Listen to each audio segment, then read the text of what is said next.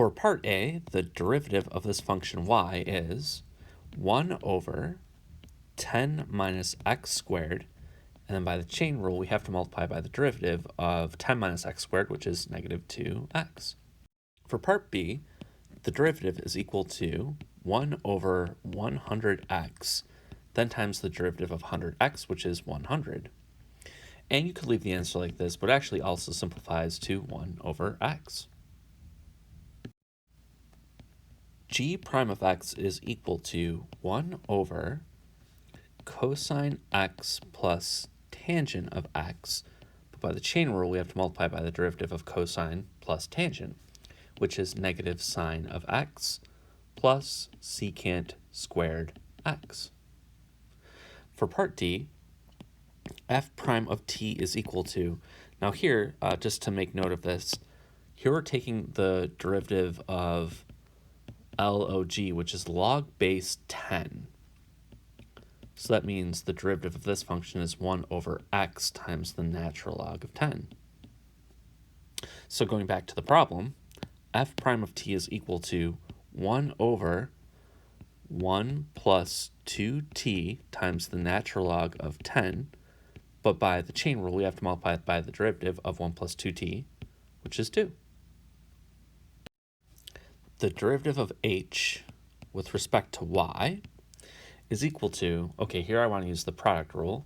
So first I take the derivative of y cubed, which is 3y squared, and then I multiply by the natural log of y. I then add on y cubed times 1 over y. And we could simplify this part here if we want to, but I'll leave the answer just like this. For part f, I want to take the derivative of f of z, and I could start by doing this directly, but I think I want to simplify this by using properties of logarithms. To state those off to the side, this holds for any logarithm, but for the natural log of anything to a power, that's equal to that power times the natural log of that expression, a. If you have a quotient of two expressions, you can take the difference of these two. And if there were a product, then it would be a sum. I think we can use just these two rules on this problem. To start with, I see a quotient of two things, so I'll use this rule to rewrite this function. F of z is equal to the natural log of 2z plus 1 squared minus the natural log of 3z minus 1 to the fifth. And here it's implied that this squared is only affecting what is inside this logarithm, not the logarithm itself. I can bring these powers down to the front of the function. So we've not taken a derivative yet, we've just rewritten the function a couple of times. But we have 2, the natural log of 2z plus 1, minus 5, the natural log of 3z minus 1. Okay, let's now take the derivative. Okay, so for this first one, we get 2 times 1 over 2z plus 1. By the chain rule, I have to multiply by 2. This 2 was already here. This 2 came from the derivative of 2z plus 1. Then we have minus 5 times 1 over 3z minus 1. Then we have to multiply by 3. This 3 came from the derivative of 3z minus 1. I'll leave my answer just like this. My first step is going to be to rewrite the function as 1 plus the natural log of x to the 1/2 power. That way, when I take the derivative with respect to x, I bring down the 1/2, I copy down the inside part, and I subtract 1 from the exponent. By the chain rule, I have to multiply by the derivative of 1 plus the natural log of x. The derivative of 1 is 0. The derivative of the natural log is 1 over x. Here's my answer. To start by finding f prime of x for this problem, I'm focusing on the log base 3 part.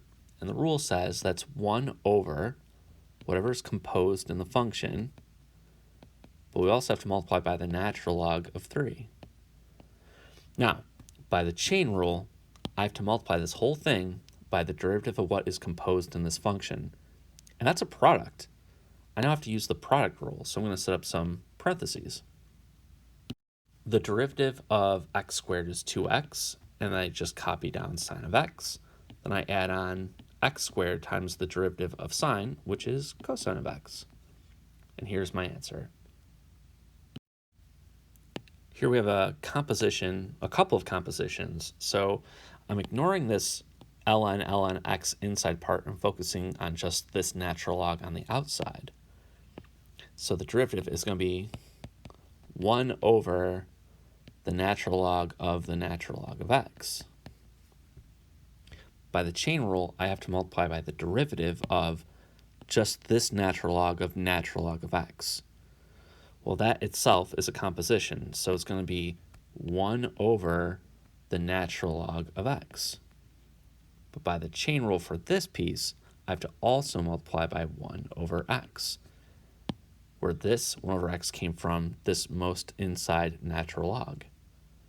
So the chain rule appeared twice because we actually had 2 compositions. That meant we had to apply the chain rule 2 times. So to find the derivative of g with respect to x, I first need to know what is the derivative rule for arctangent. It is 1 over 1 plus whatever is composed in the function squared. And the thing that's composed is the natural log of x. But by the chain rule, we also have to multiply by 1 over x. And that's it. In question 2, we want to find the derivatives of these functions. There's no logarithm that appears in here, but introducing a logarithm could simplify this equation, making it easier to differentiate. So while you don't have to do it this way, it could be a shortcut by doing this as your first step. Let's take the natural log of both sides of this equation.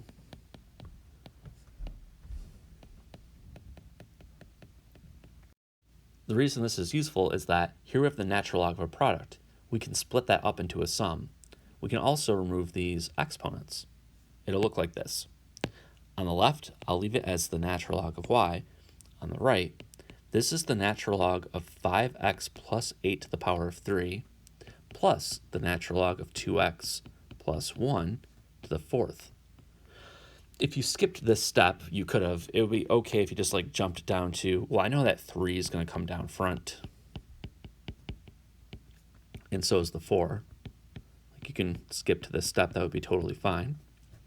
But now what we're going to do is differentiate this expression.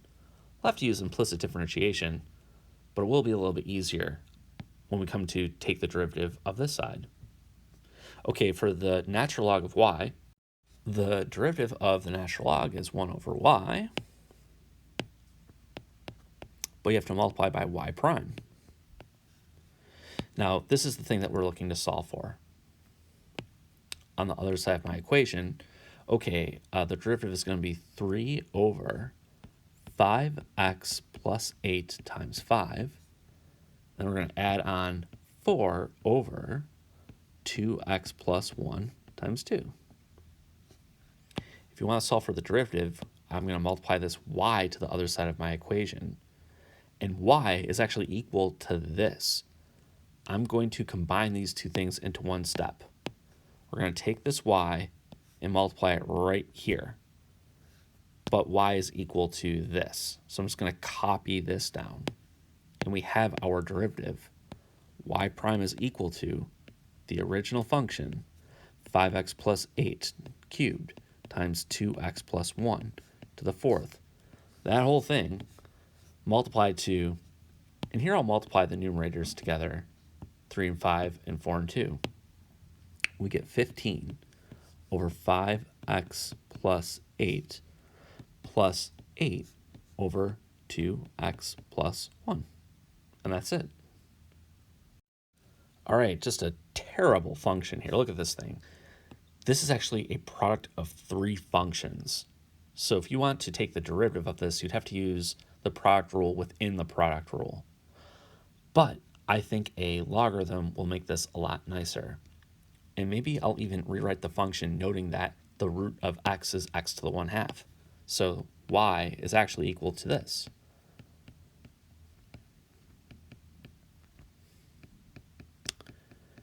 Okay, if we take the natural log of both sides of this equation, we get this.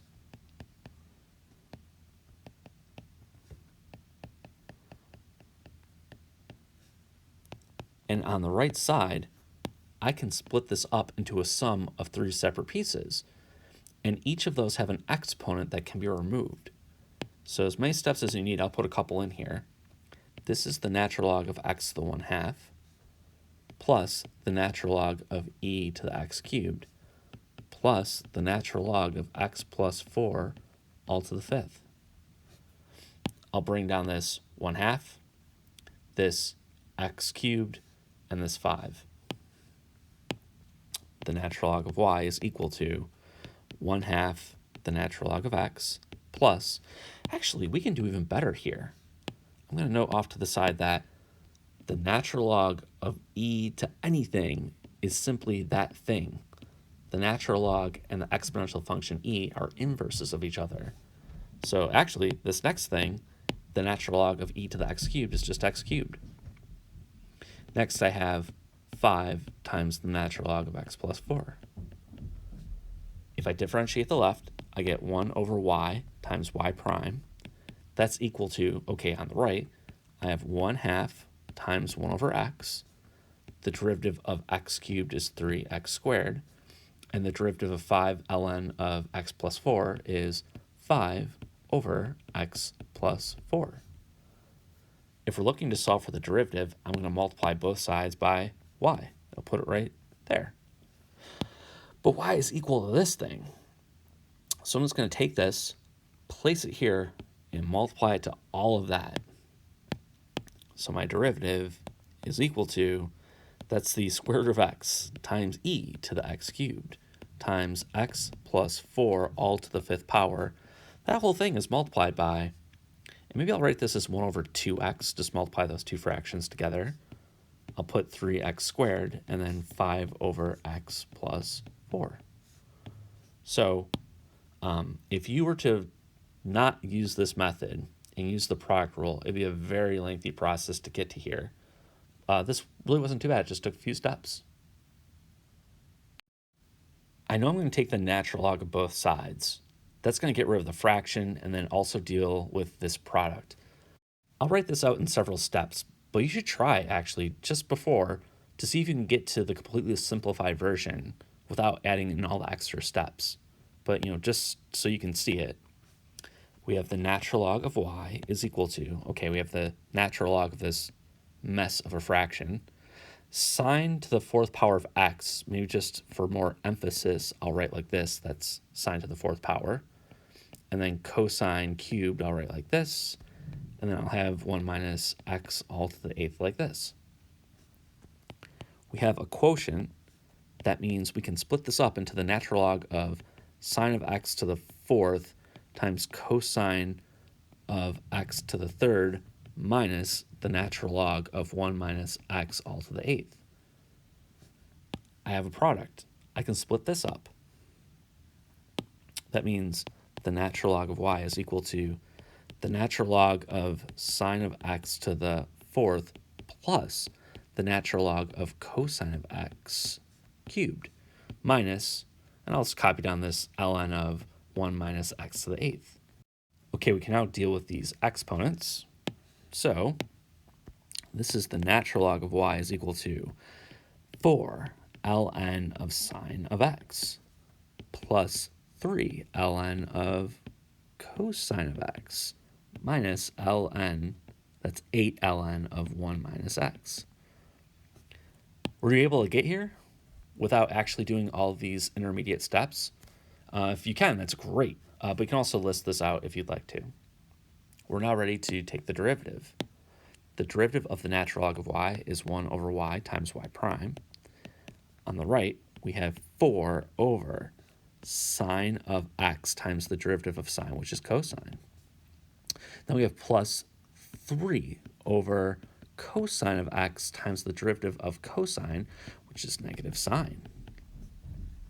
We then have minus 8 over 1 minus x, but you have to be careful here and multiply by the derivative of 1 minus x, which is -1 because the derivative of -x is -1.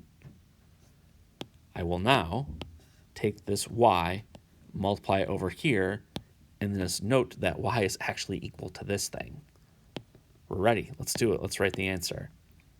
Y prime is equal to, all right, that is sine to the 4th power of x times cosine to the 3rd power of x all over 1 minus x to the 8th power. That whole thing is multiplied to, I'm going to write that first fraction as 4 cosine x over sine of x. Cosine over sine could be written as cotangent, but I'll leave it just like this. Okay, then we have minus, right, because that's a negative sign. So we have 3 sine x over cosine x, and that negative I just decided to put here instead of addition. Sine over cosine is tangent, so you could replace that. This -1 and this -1 becomes positive, but we get positive 8 over 1 minus x. This is so much faster than if you were to just use the standard rules to take the derivative of this function. But here is our answer. Probably no surprise, for this equation, I'm going to write it as y is equal to x to the 4th plus 1 over x squared minus 1 to the 1/2 power. Okay, all right, how can I use logarithms to rewrite this thing? The natural log of y is equal to the natural log of that whole thing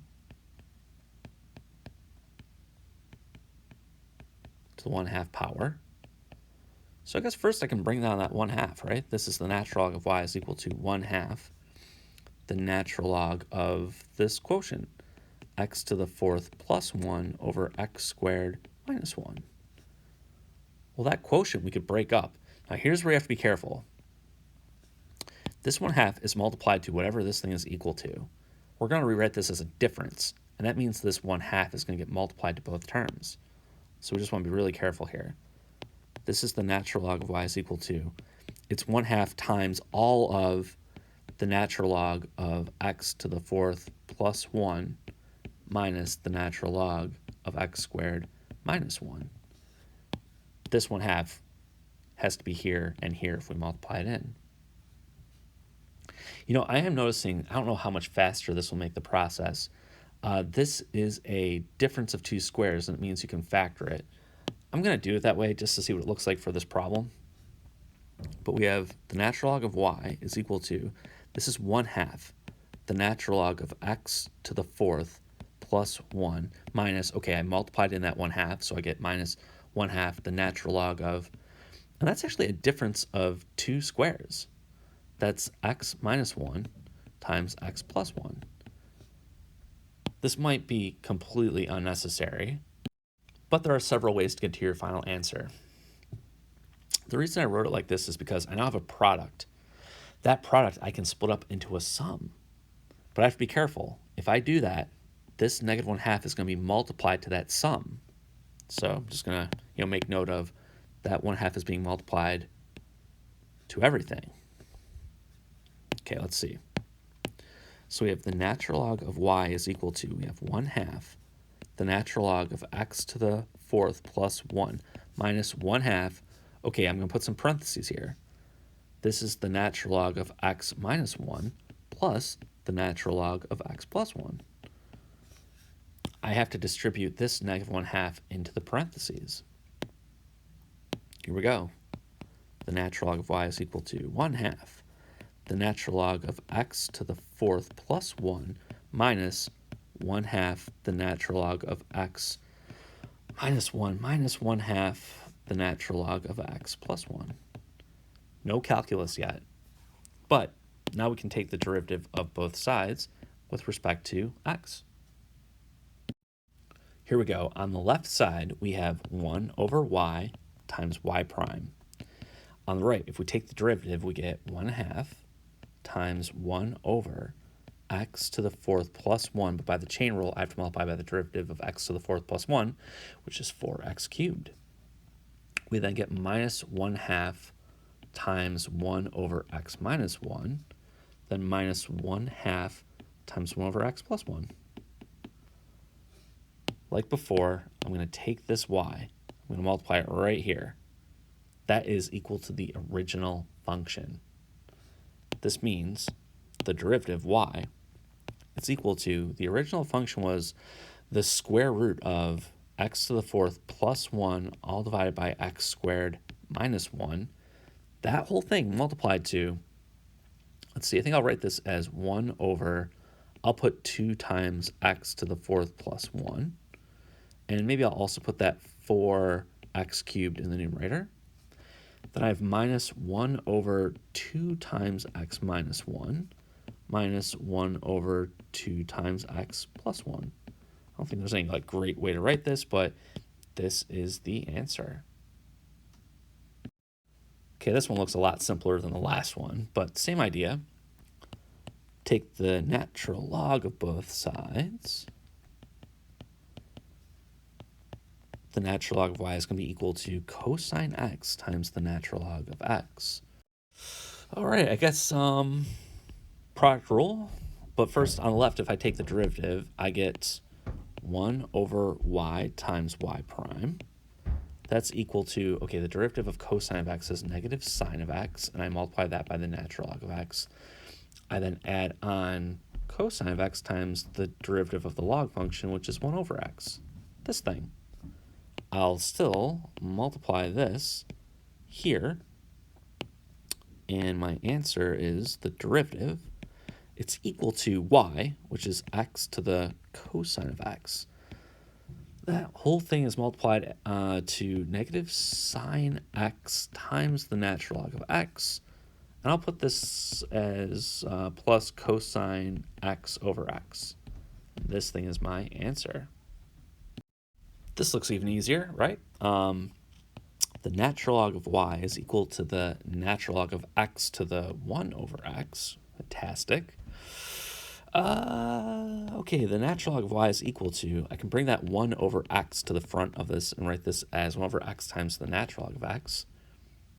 And actually, we could think of this as two different types of functions. We could either do, well, the natural log of y is equal to the natural log of x over x, or you could think of this as the natural log of y is equal to x to the negative 1 times the natural log of x.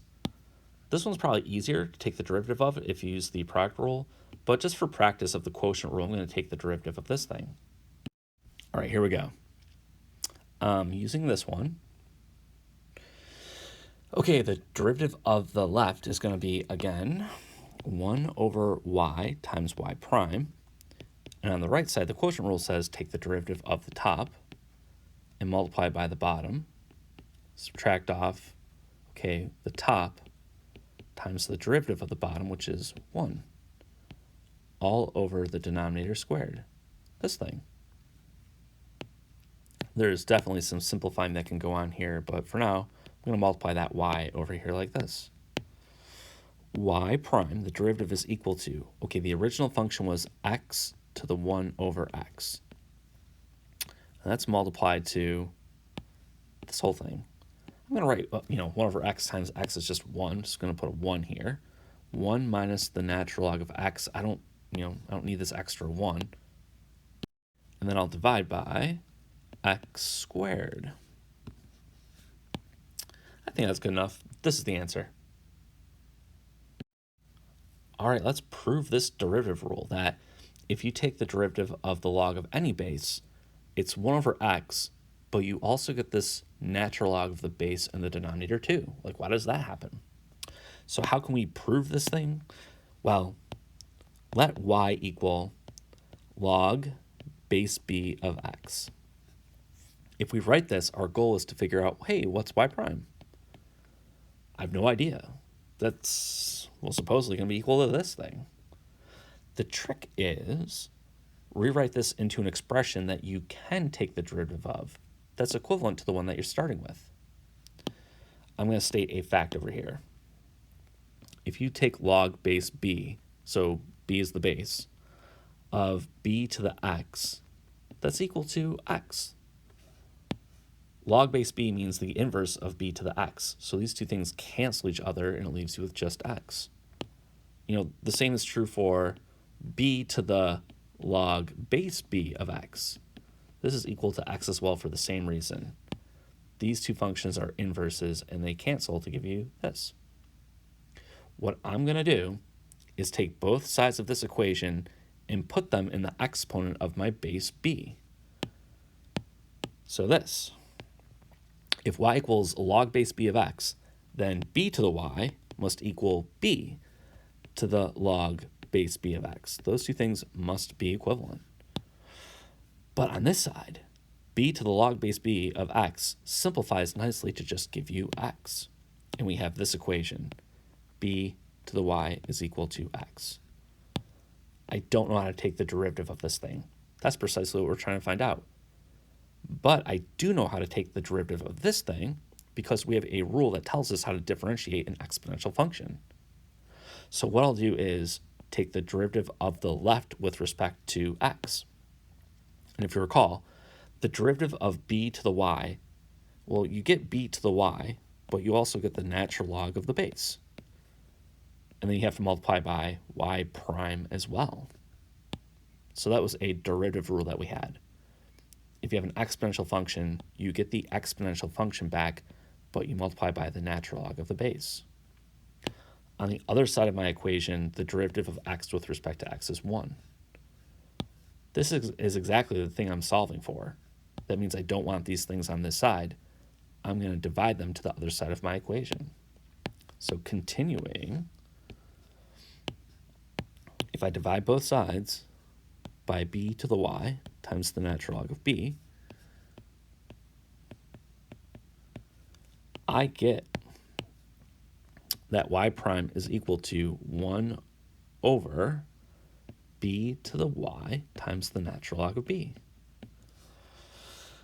Oh, by the way, the parentheses aren't absolutely necessary. This is really for emphasis to say you're taking the natural log of this number. But here it is. That doesn't equal this. This is b to the y, and that thing is x. Well, we already know that those two things are equal. Why not replace it with x, which is more simple? So we have y prime is equal to 1 over x times the natural log of b. And this is a formal proof of this derivative rule. Suppose the sides of a square are increasing at a rate of 2 feet per second. How fast I think it's supposed to be is.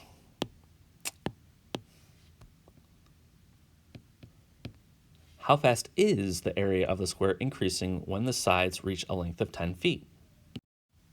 I'm going to draw a picture to describe what is going on here. So I think that'll help me. So here's my square. For some reason, this square, the sides, which maybe I'll label that something, I'll call it the sides of a square are all the same side, so that's S. Each of these sides is increasing at a rate of 2 feet per second. So this square is growing in size. It's getting bigger and bigger and bigger. Well, if the sides are increasing and the whole square is increasing, that means the area, the space that it is taking up, well, it means that's growing as well. And the question is, well, how fast is it growing? How can we figure this out? To start with, what is this 2 feet per second thing? That's how fast S is changing. In terms of derivatives, that means the following. The derivative of S with respect to time is 2 feet per second. So this has a nice interpretation. It's a rate of change. It's constant, but that's okay. We can call that thing our derivative. Now, what's the thing that we're trying to solve for? I'm asking, how fast is the area of the square increasing? A represents the actual area it's taking up. If you want to know how fast the area is changing, that is dA dt.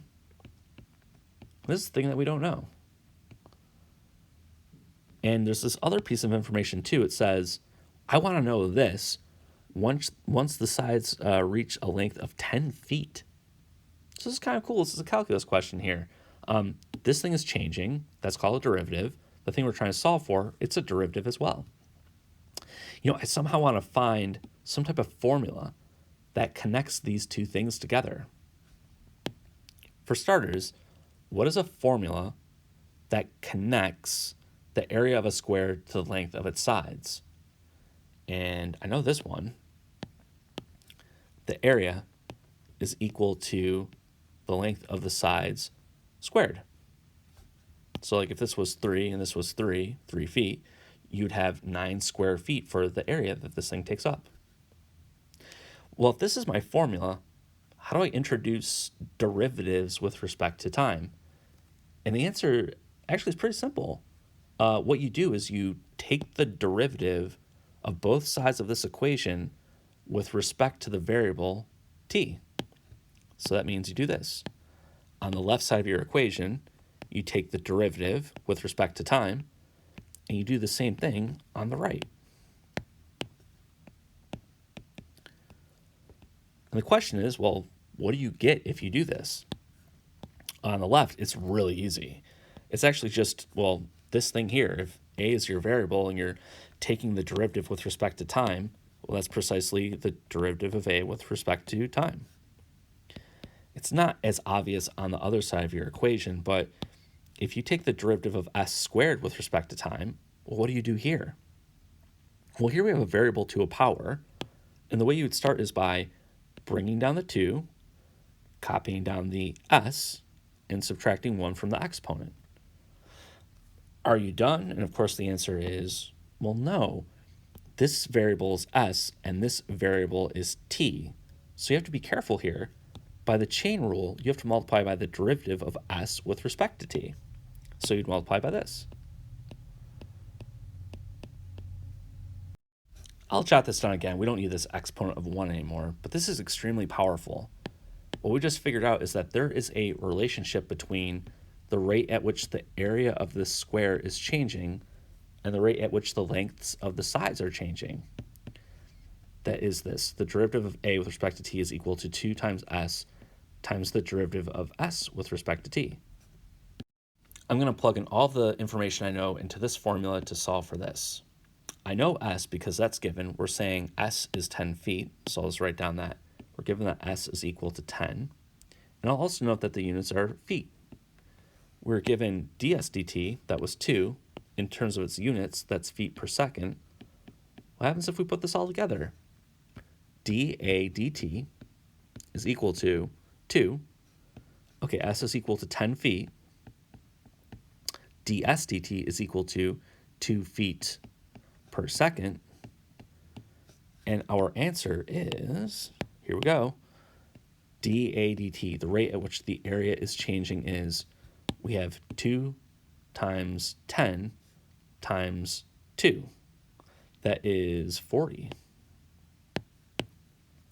And if you check out the units, we have feet times feet, that is feet squared, per second. Even the units make sense. The rate at which an area changes has to be, well, how much is feet squared changing per second? So at this moment in time, when this square achieves a side length of 10 feet, the area is changing at a rate of 40 feet per second, 40 square feet per second. Suppose a right triangle has a fixed height of 10 centimeters. If the area of the triangle is decreasing at a rate of 2 square centimeters per minute, how fast is the base of the triangle decreasing when the base reaches 1 centimeter? Wow. There is a lot happening in that question, but let me draw a picture to try to make some sense of all of this. So we have a right triangle, something like this, and we're told that the height, that must mean this part here, is fixed. This never changes. But we are told that the area that this triangle takes up is decreasing. So for that to happen, that means that this point must be moving in this direction making it a smaller right triangle with a fixed height. So like as you move in like this much, like you get this new area, but it's definitely smaller. So we want to know how fast the base of the triangle is decreasing when the base reaches 1 centimeter. Okay, I'm going to label this side as B, the base. And this is my variable. This thing is changing. It's shrinking. What else do I know about this question? In terms of derivatives, we're told something about the derivative of the area with respect to time. Okay, if we're decreasing at a rate of 2 square centimeters per minute, that's 2 square centimeters per minute. And I'm going to include a negative sign to indicate that something is decreasing. If you have a variable and it's shrinking in size, the rate must be negative. I also want to know, well, how fast is the base changing? So this thing I don't know, but I want to know when the base reaches 1 centimeter. Okay, to answer this question, we have to have some kind of formula that connects the area to the base. And I happen to know what this is. For any triangle, the area is equal to 1/2 the base times the height.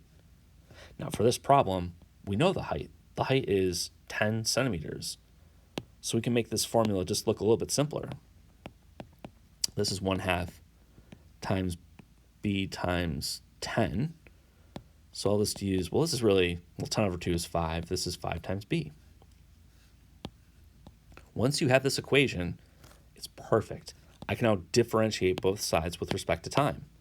So I'll take the derivative of the left with respect to time, and also the derivative of the right. So the question is, well, what is the derivative of the left? This is very easy. The derivative of a was with respect to time. Well, that's precisely the derivative of a with respect to time. The right side is pretty easy too. We can ignore that 5, take the derivative of b with respect to time, and then just multiply the 5 back, and here it is. Now, in terms of taking this information and plugging it into this problem, this is the thing I want to solve for, and this is my given information. I'm noticing that the variable b itself appears nowhere within this equation. I have no place to plug this number. It plays no role. But this thing does. I can place it right here. I think I'll leave the units off this time. It's going to work out. I'm going to put this -2 here and then solve for the rate at which the base is changing. So here we go. I put -2 in for dA dt. That's equal to 5 times dB dt. If I divide both sides by 5, I get -2/5. And this is going to be my answer. What this means is that the rate at which your base is decreasing, it's -2/5, and this is centimeters per minute. The radius of a sphere is increasing at a rate of 2 miles per hour. How fast is the volume changing when the radius reaches 5 miles? How fast is the surface area changing? All right, so for this problem, again, I guess I'll draw a picture. So let's see, draw a sphere. Whoa. Okay, so that's my sphere. That is great. Look at that sphere. All right, what were we told again? We were told that, okay, we're told something about the radius, which I guess I'll use a capital R for that. We're told that the radius is increasing at a rate of 2 miles per hour. That is this derivative, the derivative of r with respect to t. And we're told that is 2, positive 2 miles per hour. And we want to know how fast is the volume changing. So if v is volume, that'll be dV dt, the rate at which the volume is changing. What is this? What is this when the radius actually equals 5 miles? All right, if I'm going to label some stuff in my picture, so here the radius goes from the center to the outside. Here's a formula that connects volume to the radius. The volume of a sphere is equal to 4/3 pi r cubed. Once you have a formula, you can differentiate it with respect to time to figure out how these two relate to each other. So here we go. On the left, take the derivative with respect to time of v, and I'm going to do the same thing on the right side.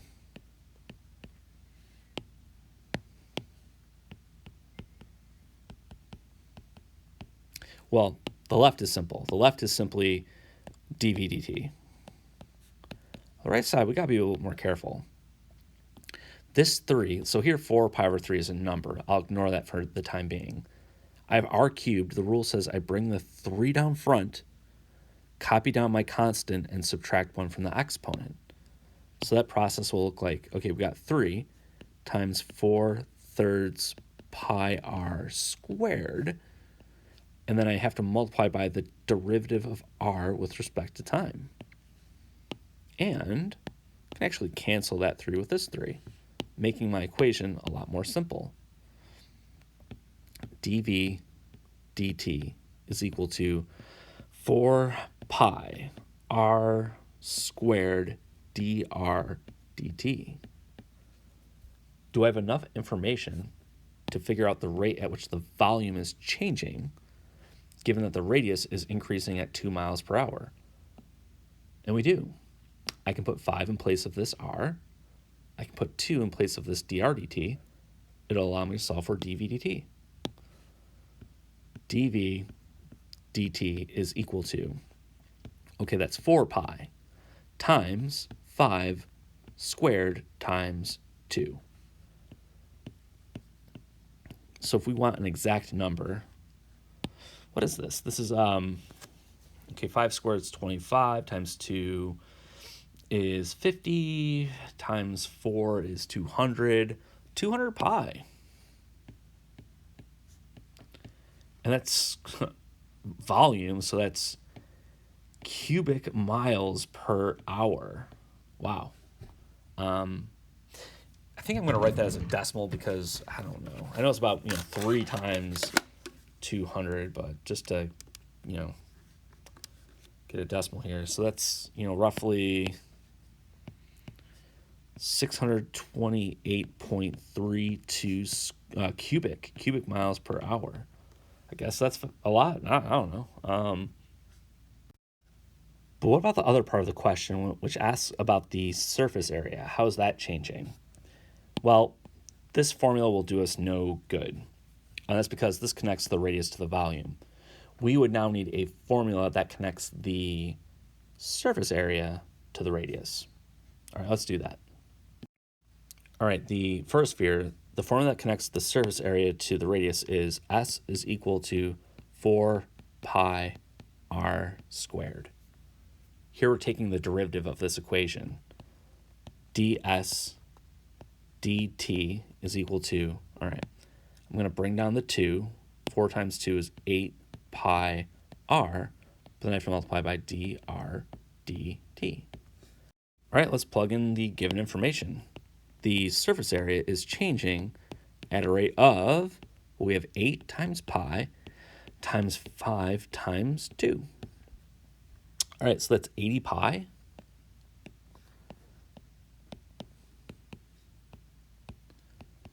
And the units would be, well, surface, it's an area, even though it's a surface area, that would be square miles per hour. And that is it for this problem.